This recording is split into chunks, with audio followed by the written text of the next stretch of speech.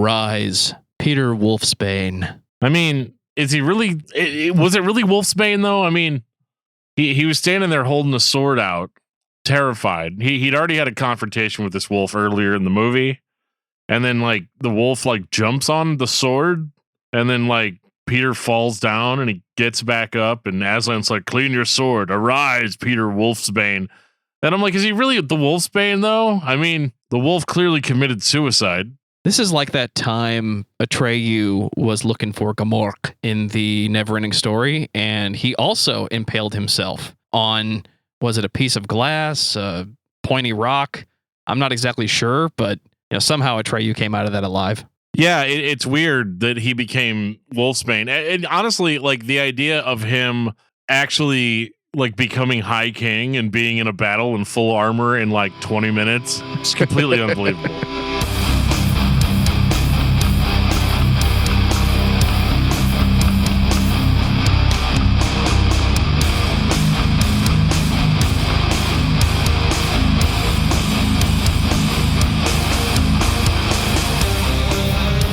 You're listening to Discography Discussion, episode 260, Narnia, hosted by Dan Terry. And it's going to sound a lot like I'm bashing the band for not being brutal enough, which clearly was not the goal. And Joseph Wren. Everything you love about Savatage if you're me, presented by discussmetal.com. And if you don't get that the lion is Jesus, then you are ready for this episode of Discography Discussion. I am Joe. That is Dan. Are you ready to go to a magic fantasy land? A magical faraway place where the sun is shining and the air smells like warm root beer and the towels are oh so fluffy? No, that's Albuquerque. New Mexico? And I think so, yeah. I wouldn't worry about it. I do know the Shriners and the Leopards play their ukuleles all day long, and anyone on the street will gladly shave your back for a nickel. But that's Albuquerque. See, I'm talking about the magical land that you're transported to as a child when you enter a wardrobe and you just kind of keep walking through it. We're talking about Narnia, if you didn't read the description of the episode. Talking about Narnia, but we're not necessarily talking about the popular series of books by author C.S. Lewis. I mean, we are talking about that, but we're also not talking about that. I'm really into Narnia this week, and but since this is discography discussion, I felt the need to incorporate the metal band Narnia into the discussion here because these guys are actually really cool, and I wasn't 100% sold whenever I was introduced to Narnia. I was like, so it's Blind Guardian, except instead of Tolkien, it's C.S. Lewis. Oh, and they're a Christian metal band because the lion's Jesus, right? Give me some of that fantasy-driven, progressive-sounding metal and theme it around the Chronicles of Narnia. Call the band Narnia. How they got away with that, I don't know. But this is awesome and fun, and it gives you that epic sound that you want when you're listening to these bands. I immediately went to Battle Beast because, I wanted more fantasy-sounding epic metal music. Narnia is going to do it for you. Well, you should have listened to Divine Fire then. That's like Narnia, only it's the same singer too. But like way heavier, like brutal in your face power metal. And then you've got Christian from Narnia just up there front and center, with his high pitched, insane power metal delivery. And I'm going to be honest with you guys up top. This is a Swedish band, and I am very, very, very bad at pronouncing Swedish names. So I'm just going to refer to the singer of Narnia as Christian, because I don't actually, and then there's CJ, the guitar player. I'm just going to call them by their first names. I'm sorry that's not giving enough credit. It's you can go online and look up their last names. I'm just not going to butcher them because I care too much about this band and their music to butcher it to that degree. Well, before Dan finds a pronunciation key, I'm going to take this time to say thank you to everyone for listening to the podcast. Thank you for listening and for subscribing. If you are not a subscriber, then you can find everything Discography Discussion at discussmetal.com. We are on Spotify, Apple and Google Podcasts, TuneIn Radio, Stitcher, iHeartRadio. So if you have an Amazon Echo or a Google Home, you have no excuse. Ask it to play the latest episode of the Discography Discussion podcast, and it will. We're also on Facebook and on Twitter at Discuss Metal. Be sure to like, favorite, and subscribe. It really helps us out. It lets us know you're listening. And now Dan is going to tell us all about 5-star reviews. We do enjoy reading 5-star reviews here on Discography Discussion, and we like reading them because it makes us feel like you guys are listening, and we take your guys' feedback very seriously. Even if you don't love everything that we do, let us know what you don't love, and we will fix it accordingly if it is reasonable. Change every aspect of your personality. It's probably not going to happen. I mean, I could try, but I don't think that's going to happen. Fire myself, hire a new host. Let Jeff out of the box. Do that. But if you guys have legit criticisms, you guys can also send us an email at danandjoeshow@gmail.com, or you just want to send us an attaboy, you can do that as well. I will get into all the different ways you can reach out to us at the end of this episode. But if you like this podcast and you listen every week, make sure that on whatever app that you're using, if it allows you to leave us a review, leave us a review. We would really very much appreciate it. And another thing that we are open to starting this year on Discography Discussion is sponsorships. If you have a band or a company or a product that you would like for us to push, we will be more than happy to do that for you. Just reach out to us and we will talk about all the wonderful details. So if you want to sponsor an episode of the podcast, do not hesitate to reach out. We are open to whatever you got. We got a tweet from Gaseous Clay in regards to As Blood Runs Black. Would you guys say you brought the motherfucking ruckus? So I said this on Twitter in response to this. I didn't bring anything to the table. That was all As Blood Runs Black. They brought all the ruckus. Joe and I just kind of did the episode like we're doing the episode right now. That band definitely brought a ruckus, though. They were heavy. They were intense. They were a band that you should check out if you haven't checked them out. Lays also says, ooh, going to give this a listen. Allegiance was a great jam. And again, that's in regards to episode 258. People love them some Blood Runs Black. And I don't blame them. They were a rock solid band. Definitely go back and listen to that episode if you haven't. Or, unless you listen to just like progressive melodic hard rock / metal bands like Narnia, As Blood Runs Black may not be your cup of tea. So, Dan, tell me about the band Narnia. You don't want to hear about the books? I listened to nearly all the audiobooks on the way to my vacation in Florida recently. So I'm prepped up on Narnia, man. I can tell you just about anything. But in regards to the band Narnia, they are a Swedish heavy metal band. I'm going to call them a heavy metal band. I think that's the safest genre to throw them into. They were formed in Sweden in 1996, and they started off more or less as just a project. Their lead singer Christian was in another band that I think was called Modest Attraction, and he was just looking to explore some melodic hard rock with some heavy metal sensibilities. And that means a lot of synthesizers, a lot of clean vocals, and neoclassical influenced guitar playing. That is something that all guitar heads will appreciate. We are all fans of the shred. Your Steve Vai, your Joe Satriani, anything G3 really. And the name that always comes up is Yngwie Malmsteen. A guy that is so technically proficient, he can play absolutely faster than everyone, unless he has to slow down. Then he gets a little sloppy, but that's not a conversation for this show. Not this episode. I will say that the guitars in Narnia, their guitarist, CJ, he might be one of the best guitar shredders we've talked about on this show. I mean, and I'm not a huge shred head. Shout out to Shoot the Shred, R.I.P.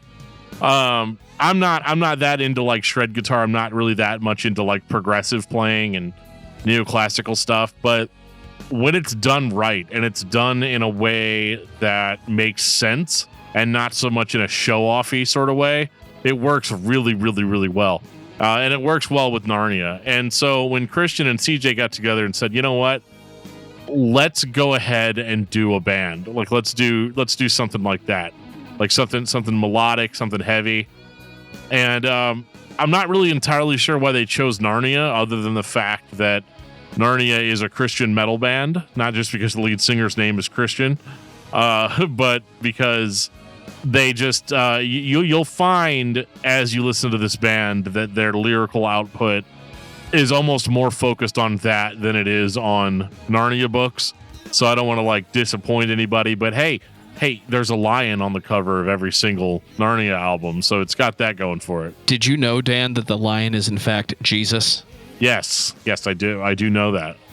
At the end of the Voyage of the Dawn Treader, spoilers, the book's like 70 years old, so I feel like I could spoil the end. Aslan the lion transports the children back to Earth, and he's like, "But on Earth, remember, I go by another name. Wink, wink. It's Jesus. The lion is Jesus." 1998, Awakening.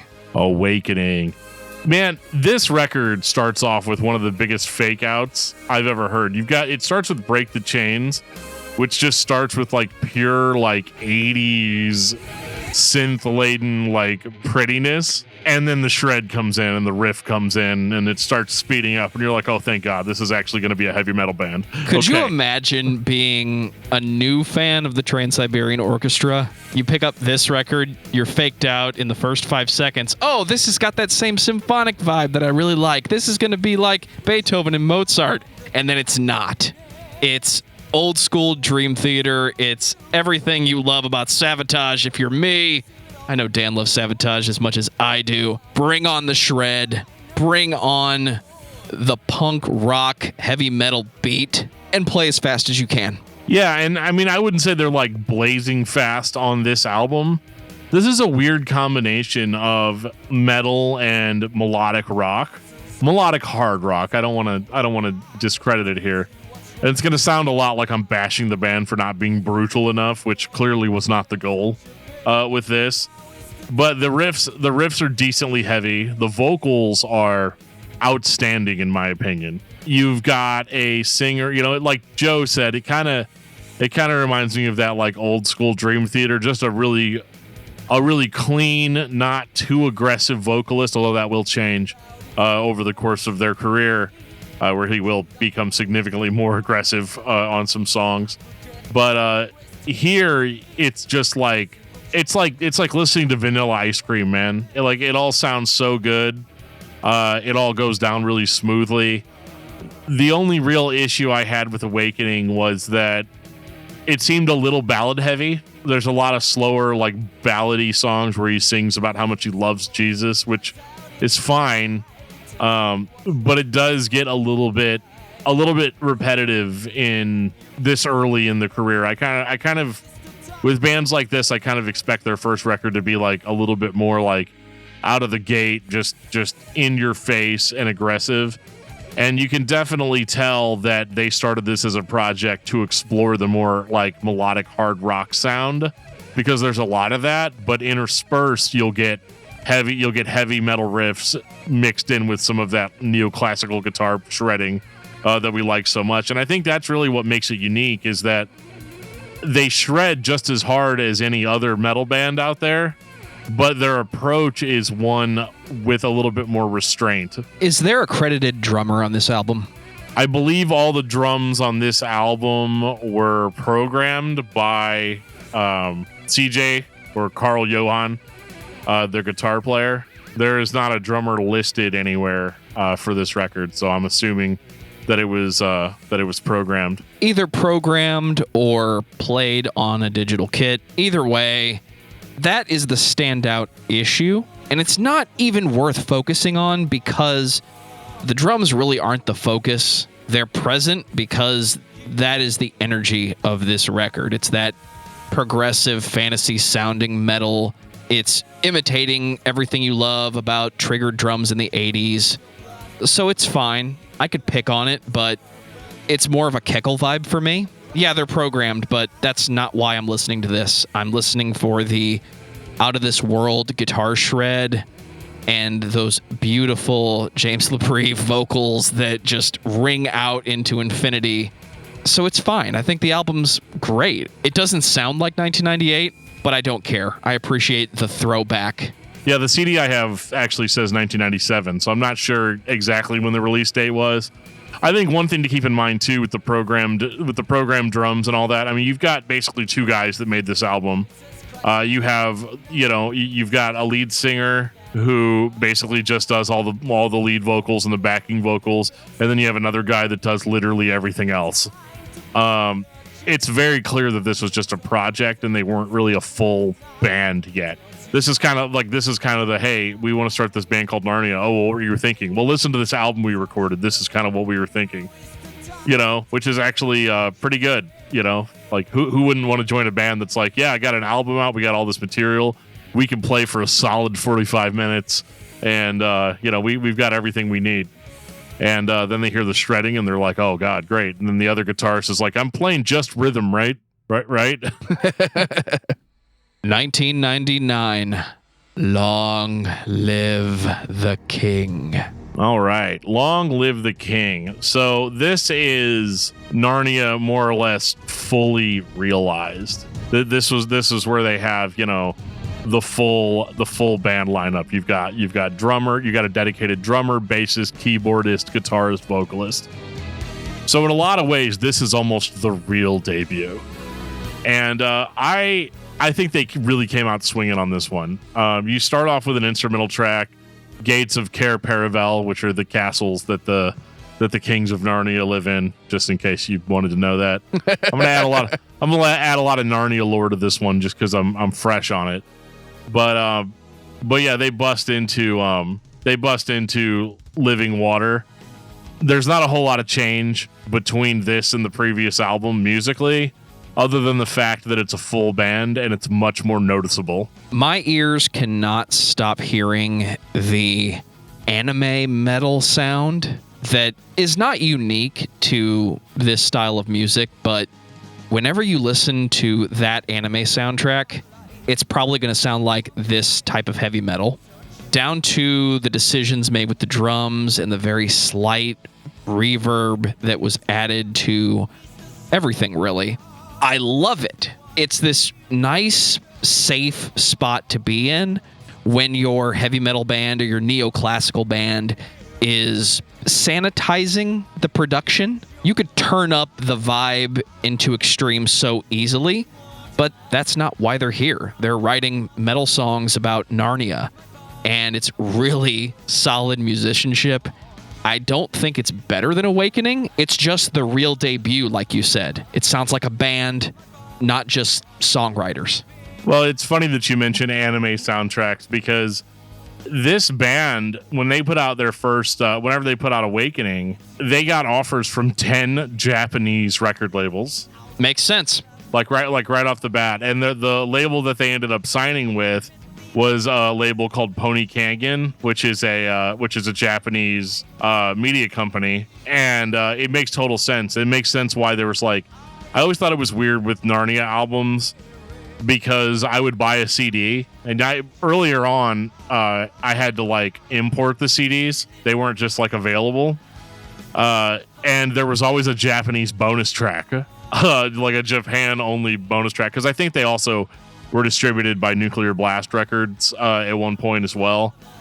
But it's interesting how much the Japanese music industry was interested in stuff like Narnia. And so there's definitely some credence to what you're saying about it being sort of anime soundtrack metal. But it's the reason why I think people like it is because it's so upbeat and so positive sounding. It's basically removed from a lot of the darkness that's associated with heavy metal because you've got these bright keyboards on top. You've got super positive, beautiful sounding melodic guitar solos, and just a sense of energy and a vocalist that's just smooth as glass, throughout all of it. And it makes you feel good. And as a metal fan, that can sometimes be hard for a guy like me to admit because I like the darkness of heavy metal. I like the grit. I like the sludge. And Narnia is just not going to be that band for you. If you're looking for something that is super, super, super heavy, you're not going to find it here. Go listen to Divine Fire. It's the same singer and it's much heavier. But I can tell you, this record, it's fully realized, and it is more of a perfection on the sound that they kind of came up with Awakening. And what I like about this one too is that I feel like the hooks are a lot stronger. I noticed too that they also are a little bit more decidedly mid-paced on this record, in that they'll slow it down. Everything's more of just like a mid-paced driving heavy riff for your verse. Then you have a nice melodic chorus, verse, chorus. It's a little formulaic, but again, this isn't the kind of music that I normally like listening to. So it would be very easy for me just to like kind of trash on it for not being heavy enough and not being metal enough or whatever. But honestly, the more I've listened to them over the years, I'm like, this is great for what it is, for what they're doing. They're actually a cut above a lot of bands that I hear doing this, because a lot of other bands come off as way cheesier than this. I think this is a little cheesy at times when you're talking about, witches and lions fighting each other, and then you're talking about Jesus. And that's all prime cheese category, but they pull it off really well by just being a great band. And that's, right now we've got 2 really solid albums under their belt. And I like the choruses more on this one. I think the songs get caught in your head. I think there's a little bit more of that hard rock influence here. And honestly, this is them. They could have put out 20 albums that sounded just like this, and I think they would probably be even more popular than they are now. Who is the wardrobe fighting in this scenario? Yeah, I don't know who the wardrobe's fighting, but I'm here for it. I'll watch that movie. I'll read that book too. 2001, Desert Land. Holy shit. Did you want straight out of the 80s heavy metal? Because you're about to get it.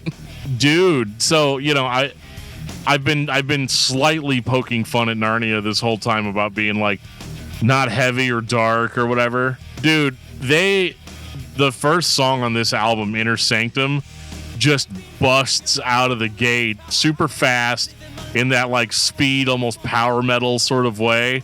It's not thrash, people. We're not going that far. We're not going that extreme. But for Narnia, this was by far the heaviest thing that they had ever dropped, and I like it. I like the upbeat energy of it, and kind of them embracing more of the metal side, whereas the last album they embraced kind of the melodic hard rock side more.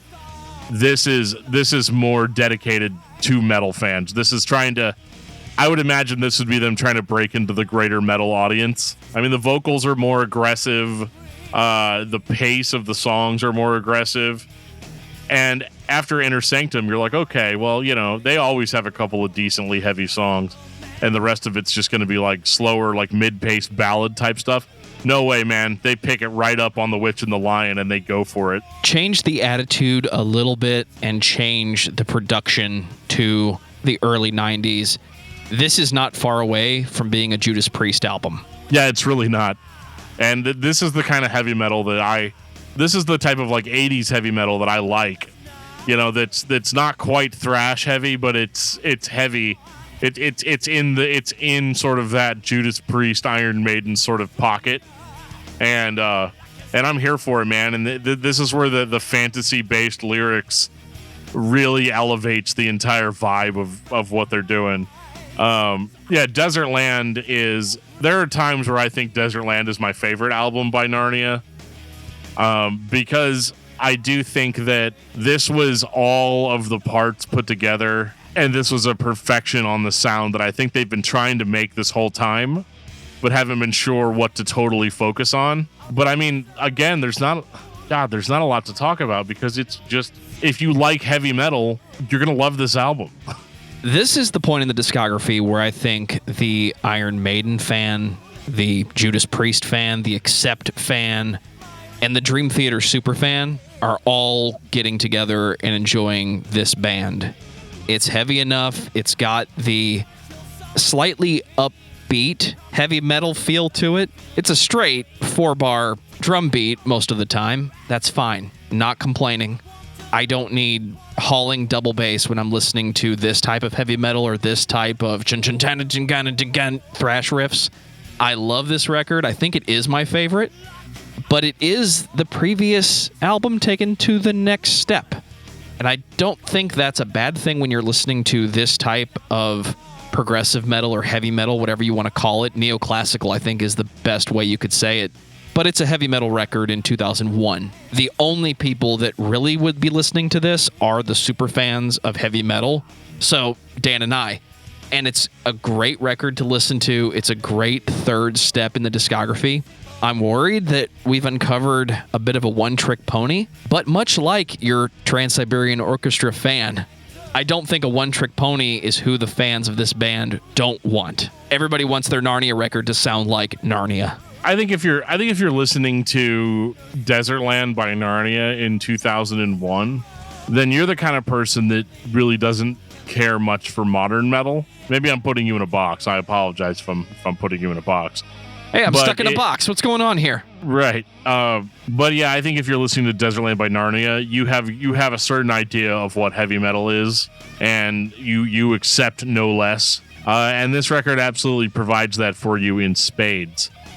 I do think the only issue I have with Narnia is wishing that they were more, and again, this is not a pure objective criticism, this is just how I feel about it.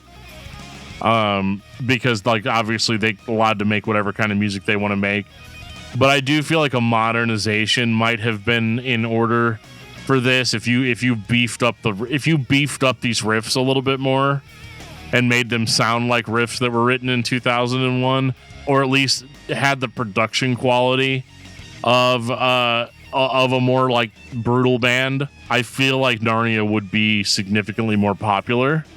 But I think these guys are guys that like old school Dream Theater. They like Judas Priest. Let's be honest, they probably all really love Deep Purple, because we all do. But they've kind of stuck on this, and I wouldn't necessarily call it a one-trick pony as much as it would just be like they're holding up a torch for the old guard, because the big advantage to something like Desertland is that you've got your classic heavy metal sound, but it's done with the production quality of the age at that time. So these records sonically sound superior to a lot of records that you probably grew up listening to if you're into this style of music. But yeah, Desertland absolutely just blew me away. It is just a solid 60 minutes of classic heavy metal. And I don't have a whole lot more to say about it other than I was very surprised to see the direction that they went in next. Let's talk about The Great Fall. It has begun, after all. 2003. Man, The Great Fall is the Narnia album that I remember hearing the most about when I was getting into Christian metal. Because I'd be like, you guys, I like bands like Korn. What are you guys into? And they're all like, yeah, you should go listen to Narnia. And I'm like, well, this doesn't sound anything like Korn. And they're like, no, duh, this is real heavy metal. And they're not wrong.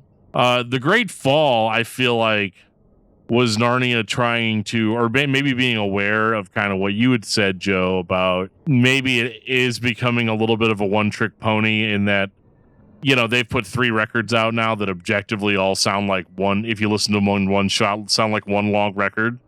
It's a good record, and the songs are all great. There's nothing wrong with it, but they are starting to sound a little bit samey. So what is the only logical direction that a band like that can go in on album 4? We're going to try to be more progressive. So Dream Theater progressive, Opeth, Watershed progressive, Between the Buried and Me. What kind of progressive are we talking about? Discuss Metal Dan. Well, we're talking about Narnia progressive, right? Right. I'd say more Dream Theater than anything else. But there's not a whole. I can't say anything bad. War Preludium that starts the album off is like just this like creepy atmospheric piece with just this talking, and it's like it sets you up for kind of a creepy sort of thing. And I don't know if this is a concept album or not, other than the fact that the final song is The Great Fall of Man, and it's 14 minutes long. It's the longest Narnia song that's ever been recorded. But there's one song on this album that is an absolute standout for me and that I still jam in my regular rotation, and that is the song Back from Hell, which is quite possibly the heaviest Narnia song that they had ever done up to that point. And this is exactly what I was talking about as far as like, let's beef up some of those riffs. Let's make it just a little bit harder. I'm not saying you guys got to go death metal or anything, but just like, And it starts off with just these brutal heavy riffs, and then it stops, smooth as glass verses, builds back up to the chorus, and it's the heavy riffs again. There's only one thing I don't like from Back from Hell, and that it's too long. It's 7 minutes and 31 seconds, and I'm like, a banger's good, but it can't be a banger for 7 minutes straight. And they commit the holy sin at the end of Back from Hell that every band needs to never commit. And they put an actual emergency siren at the end of the song, which always messes me the hell up when I'm out driving. I mean, that's a joke. The song absolutely slays. It's like hands down in the top 5 best Narnia songs. And so with The Great Fall, you've got a much greater attention to detail on the guitar crunch. It's overall heavier than any of their previous material. And it's weirder. Instead of it just being the regular mashup of metal songs meets like mid-paced hard rock songs and then some ballads, which is kind of the Narnia formula up to this point, you've got songs that have, full intro, full outro, sort of presentation. And so The Great Fall for me kind of hits as this like sort of mixed bag, because it's got a lot of good ideas. They're trying to innovate. They're trying to be more progressive. And the final song, The Great Fall of Man, is a really, really, really good Narnia song. Worth noting, too, that Eric Clayton of Savior Machine makes a vocal appearance on this song. And let me just say, he sounds a lot better than he sounds in Savior Machine. So it was actually a really, really good vocal cameo. This is the point in the discography where I think they went full anime soundtrack. I am not complaining about that. If you want to play the last album, but just drive the double bass into the ground, bring the volume up a little bit on the rest of the instruments, and create that heavier feeling progressive fantasy sound, there's nothing bad about that. At the end of the day, it still has that classic Dream Theater vibe for me. I like the album, but there's nothing here that really makes me stand up and praise this record for being the best Narnia album. I think we so far have a discography that is very consistent, but we're starting to get standout albums. And that is what makes this band interesting to me. From Desert Land to The Great Fall, you have records that will keep your attention. The hooks are there sometimes, but generally, Narnia is a vibe. When you listen to the band, you're looking for that singular feeling that is going to carry you for the next 45 minutes to an hour, and that's fine. Because again, this is 2003. This wasn't the popular genre outside of guitar players and guys that listen to metal and play metal and don't care how many strings you have on your guitar. Right. Yeah. I mean, The Great Fall isn't the best Narnia album, but I think the intention was for it to be, which is great. I mean, always push yourself, right? Like, never settle for mediocrity. I just think that it took a lot of swings, and a couple of times it was a miss for me, but none of it was enough for me to be like, this is trash. I still enjoy listening to the album. I just think sometimes it seems much grander than what it really is. And, they more or less abandoned sort of the let's be progressive thing after this, which I think was probably a good move, because Narnia's biggest strengths are, their lead guitar work and their chorus game. They've got a great chorus game. Narnia can write a chorus, and it will stick with you for days if you let it into your brain. And I think that the progressive stuff kind of takes away from that a little bit.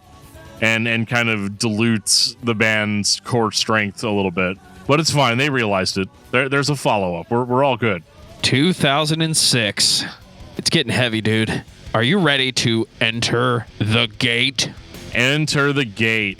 So, like Desert Land, this one comes out the gate swinging. It is heavy. It is in your face. Vocalist is actually more aggressive, I think, than he's been before. He kind of like... He has no problem like going into a straight shout, I mean, it's a lot. I mean, at the end of the song Another World, he actually shrieks, "Enter the gate," which I think is interesting, because you've got this vocalist that I really like. There's a lot of people out there that are always like, oh, I like Narnia, but I don't like the dude's voice or whatever. And I'm like, I don't know what else you could want. I mean, the dude's like the whole package.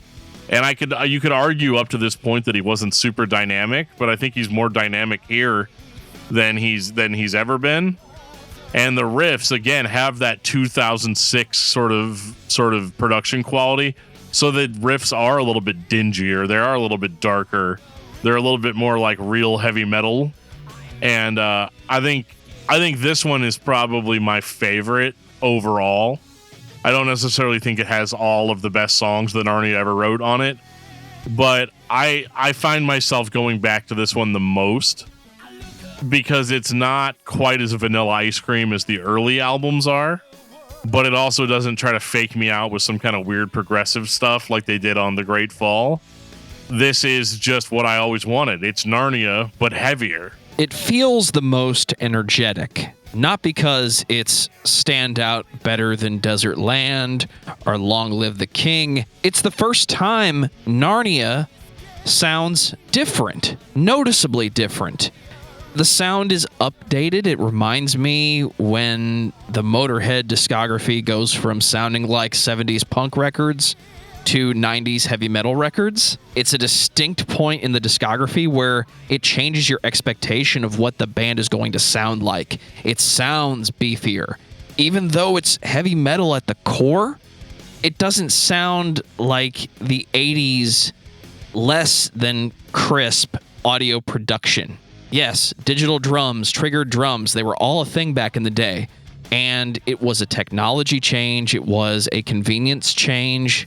There's reasons why records sounded different in 1984 than they did in 1974. My point, Narnia has been doing this for 9 to 10 years, maybe a little longer since it did start as a project, and the band finally sounds like they can stand toe-to-toe with everyone's favorite heavy metal bands. Yeah, I mean, I think they absolutely knocked it out of the park with this record.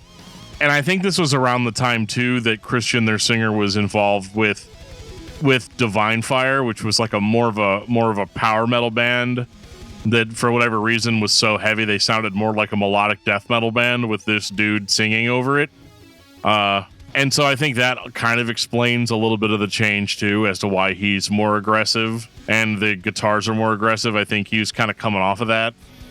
And so I kind of like it because it's a little bit more scaled back. It's not as over the top ridiculous like Divine Fire became at times. And I think again, this chorus game is 100% on par. I mean, the song "Show All the World" is always stuck in my head. People, the Blood Red Cross, Aiming Higher, and I wasn't stoked about The Man from Nazareth. I thought that was kind of a stock sort of like, okay, yeah, it's another song about Jesus. I know you guys are a Christian metal band, but like, I mean, come on, it's just another song about the same thing. But I'm not gonna dig too deep into that. You're like, Dan, for the guy that is supposedly the Christian metal guy on the show, you don't seem to like the genre that much. It's not about the Christian metal. It's about it's not extreme. At the end of the day, Dan is not the biggest fan of people that can just play the fucking instrument. Something happens where it doesn't feel brutal enough or it doesn't feel real enough. It starts to feel vanilla. And when Narnia has been releasing album after album after album with the same vibe, it can all run together. And sometimes it does run together, but again, this is the record where it starts to feel a little different. It starts to feel updated. I agree. It's modernizing. I'm excited for where Narnia is going in 2006. If we're going to keep pushing forward like this. Well, let's talk about pushing forward. So in 2009, I believe it was, Christian, their lead singer, left the band. And honestly, like, this guy is such a key component of this band's sound for me that I was very kind of like, okay, well, the band's over now. If this dude quit, that's it. Like, it's over. They're not going to do anything else. But surprisingly enough, like any professional band would do, it was 2008 he left the band. I'm sorry. It was in 2009 that they did what I'm about to say. They just straight up hired a new vocalist and recorded a new album. Course of a generation. Yeah, I was like... Not Curse of a Generation. We're not talking about plague shit right now. Well, I mean, sort of. I mean, the song is called Curse of a Generation. But the album, yeah, that's kind of weird. What is another singer going to sound like for this band? Question. Yeah. Can we find a guy that sounds exactly the same in every way possible? No. Are you sure? Pretty sure. What about 75 to 90% the same? Can we find that? Yeah, I think we could probably pull that off, yeah. And that's exactly what they did. Now, don't get me wrong. This guy is not a facsimile of Christian. His name's German. His name is German Pascal, I believe it is. Who was originally from Rio de Janeiro, but had lived in Sweden since he was a teenager. So, local guy, basically. They found him, and turns out he's good. He's real good. He doesn't, like I said, he's not a facsimile of Christian, but you could definitely hear Christian singing these songs alongside of him. It sounds a little bit deeper, he's got a little bit more of a rasp to his voice. But I mean, if you listen to what Christian did on Enter the Gate, it's not necessarily that different. I don't know. This was a hard one for me because this record should be the perfect Narnia album for me. It's heavier than Enter the Gate was. The guitar crunch is real on this album. It definitely sounds more modern overall. And you've got a vocalist in there that is dynamic and impactful. But for whatever reason, this record does not do a lot for me. I wanted Narnia to sound like this in 2003. I didn't get that. I couldn't have gotten that because it does sound modern, but it sounds 2009 modern. Take that same progressive metal or that fantasy sound, give it some modern production, get rid of the unnecessary reverb, start layering everybody together. It really does sound almost point for point like Dream Theater did at the time. So maybe this was just a change in progressive metal in general, where everybody wanted to bring the production forward and not sound so atmospheric. Don't get me wrong, this band is not Dream Theater, but they're in the same ballpark. They have the same fans, I think. So when I'm listening to Course of a Generation, again, I like it because it sounds different, not because it's this huge step forward or this huge change. It's just something not par for the course for Narnia. And Par for the Course for Narnia is a really good heavy metal record. Yeah, when par for the course for your band is, yeah, dude, it's awesome. There's not really a whole lot to complain about. And I don't have a lot to complain about. I like that the record is heavier. I like the different singer. But I guess my issue is I don't like him enough for me not to be okay if the original singer was the one that was doing it, if that makes sense. I feel like he did add something to the mix that the new singer, understandably, has not had a chance to yet. It's like, well, we got this record written. We need you to go do the singing thing on it or whatever. And I could be totally wrong about that. For all I know, Christian just showed up and sang the songs and that was it, But I feel like he added something to it that seems to be missing here. I think musically, this record is on par with a lot of Narnia's releases, but I am starting to feel a little bit of sameness within the record itself. I feel like the record doesn't dynamically shift as well as previous records. And again, I'm being really, really, really nitpicky because if you put this thing on and listen to it, you're going to be like, that was a great record. More, please. But this incarnation of the band did not last all that long. They ended up breaking up in 2010, so like a year later, and they played 2 final shows, and that was it. And then essentially... trying to remember what year the band came back, but I believe they came back somewhere around 2014, 2015. And it had something to do with the fact that Long Live the King was 15 years old at that point, and they wanted to do something, to commemorate that. And it's a tale as old as time with metal bands where they all get together, they get all the original guys back together, and they start doing the thing that they do. And before you know it, they're like, we played these reunion shows. Great. We made sure all the records were on streaming services for everyone to listen to. Okay, great. I mean, we could play another show. Yeah, okay, let's play another show. Cool. We can play another show. Yeah, cool. Play another show. And then it's like, yeah, I got some riffs that that I've been working on. And then before you know it, you end up with another Narnia album. Or the Narnia album, if we're going by the title alone. 2016, it's self-titled Narnia. Bands, oh, man. Please stop self-titling if it's not your first album or your last album. I don't think they knew whether. I think maybe they thought it was going to be their last album. But I'll tell you what, man. Everything I was complaining about, the weirdness of the last record, that is all gone here. This is Narnia back. And understandably, it sounds more like... Okay, let me rephrase this. Yeah, because I was going to say it sounds like classic Narnia. It doesn't sound like classic Narnia. It sounds like Enter the Gate Narnia.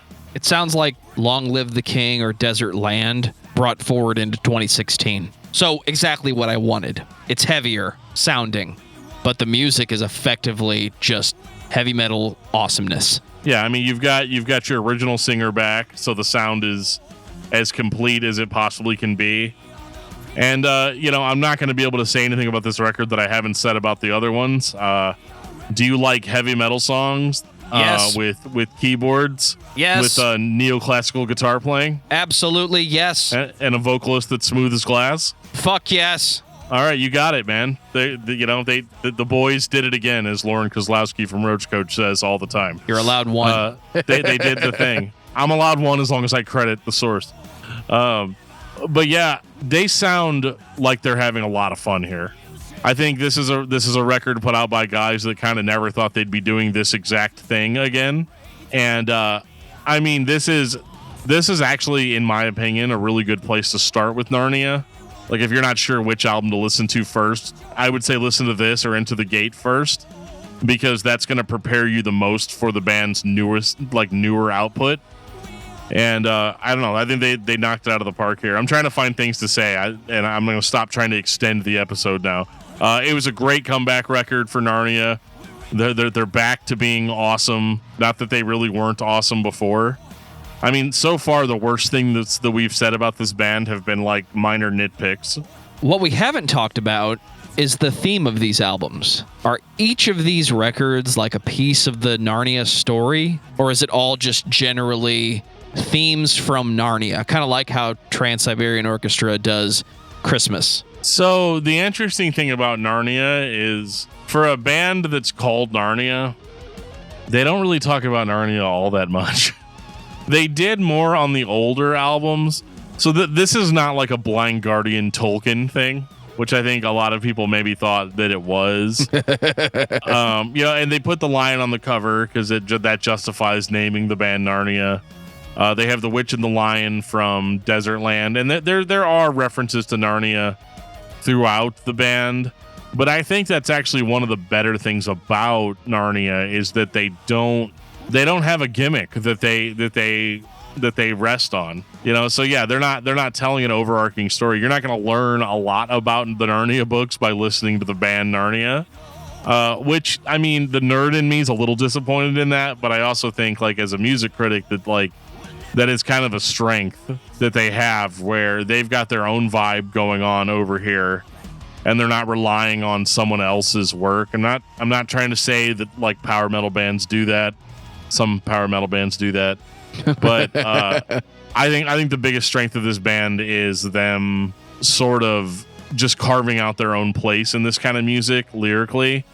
I mean, and I'll be honest, as far as being a themed band, this band talks more about Jesus than they talk about Narnia. So you can look at it that one of two ways. You can either be disappointed that, it's not what it said on the cover, or you can be like, oh no, I think it's cool, but that's just the band name. It doesn't have to define everything that they do. I hope that answers your question. 2019, from darkness to light. Has anybody ever gone from darkness to more darkness? I mean, I think there's probably some black metal bands that have done that. There used to be this unblack band called Dark Dark. He had his own label that put out like CDR releases called Dark Dark Productions. I think I still have a couple of those Dark Dark Productions albums laying around somewhere.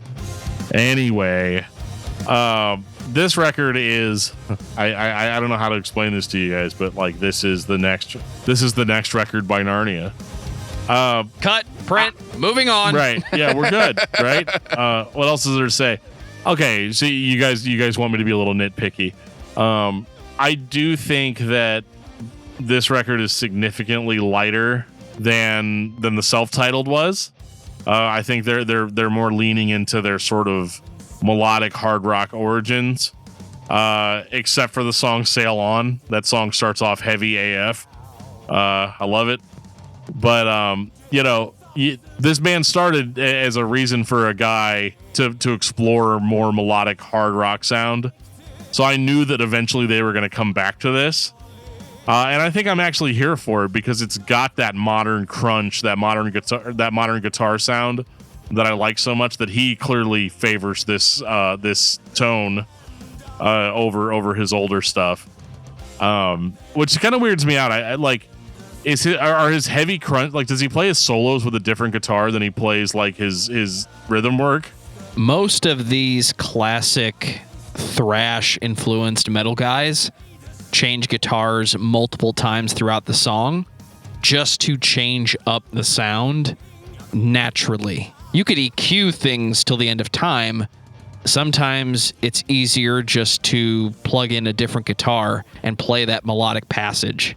That's fair. Think of everything you saw Kirk Hammett do in a year and a half. Right. Same thing. Just change the guitar. Keep changing the guitar until we find the sound. Fair enough. I think it's a great record by Narnia. I think it's not going to be the heaviest thing ever, but maybe this many years later, I need to stop expecting heaviness out of Narnia albums. I don't think that was ever the point. It's heavy metal, dude. It is absolutely as heavy as it needs to be. I think if you wanted to point at one record and say this is when they went full Dream Theater, this is the best candidate. Because it's not progressive in that we're going to change time signatures 10,000 times, but we are going to fuck with the groove a little bit just to make sure you're paying attention. It actually makes me wonder how much restraint they've shown over the years, because Narnia feels like a band to me that really cares about the song and doesn't necessarily care as much about showing off. But I feel like if they did show off, if they made that album, what that would be like. And they haven't done it. They've never done it to this point. But I don't think it's due to a lack of skill. I think it is more of a maturity in songwriting of being like, let's make each song as good as we can make it without having to show off. We'll show off a little bit, but we're not gonna give you a 19-minute, 8-part, concept album based on, the Iliad or something like that. Final thoughts on Narnia, Dan? Narnia is not usually my cup of tea. This style of music is typically not my cup of tea, but I've been listening to these guys for years. A lot of it had to do with I used to only be allowed to listen to Christian music, so this was kind of, I couldn't listen to Metallica or Iron Maiden, so I listened to this. And that might sound depressing, but it turns out that actually these guys are just as good as those other bands that I mentioned. That's not some kind of weird Stockholm syndrome. Narnia is one of the most talented bands out there playing heavy metal to this day. And if that's your bag, that sort of classical heavy metal sound, Narnia is going to delight you throughout their career. I love listening to heavy metal records that define the genre. I want people that play the guitar and play riffs. I want a drummer that can play the fucking groove. I want a bass player that can set the bass line, pardon the pun, and a keyboardist that isn't afraid to sync up with the lead guitarist and play this beautiful symphonic lead into the next section. I think Narnia is one of the best heavy metal bands for that pure 80s influenced progressive metal. You might think that it's the opposite of heavy because he's not growling, because he's not barking at the mic. Well, there was a time when everybody that played heavy metal was trying to be Led Zeppelin and just push the music forward into that new wave of British heavy metal thing and just try to be Judas Priest. Even Judas Priest at one point was very low key, except for Rob Halford. My point is, if you're a fan of heavy metal and what that pair of words used to mean, Narnia is going to be a damn good experience. And if you're just a fan of shred heavy guitars and you like to hear leads that come out of nowhere, this band is 10,000 times more intense than anything Trans-Siberian Orchestra has ever done. So step out of the mainstream for a second and come to the Narnia camp We welcome you with open arms and listen to Narnia. Dan, what's your album of the week? My album of the week. Well, that is a really, really, really tough question because I've been listening to so many Narnia audiobooks. I haven't really listened to that many albums.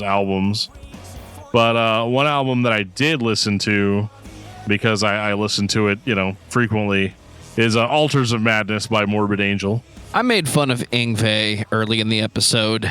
Here's the thing about Yngwie Malmsteen. Live, he doesn't hold back, and he doesn't make excuses. So if he fucks it up, guess what? Move on. Next song. If you are not a fan of shred guitar and you want to hear what most people consider to be perfection, I strongly suggest you listen to Yngwie Malmsteen's Attack album, because that's what I did this week when I couldn't stop comparing the early albums to what Yngwie Malmsteen did back in the 80s. So check that one out. It's a good one. Shout out to Eric Hall. You know the shred is real, man. Bring back the shred. Bring back the shoot the shred. Do it, Eric. If it takes a truck filled with money, Dan has a truck and a CBL license. I just need somebody to bring me the money. Take us out, DFT. If you guys enjoyed this podcast and you want to reach out to us in any way, shape, or form to tell us we're doing a good job, or telling us we're doing a bad job, or telling us we're doing a job, or if you want to give us band suggestions of bands you want to hear us talk about on the podcast, there's a lot of different ways you can do that.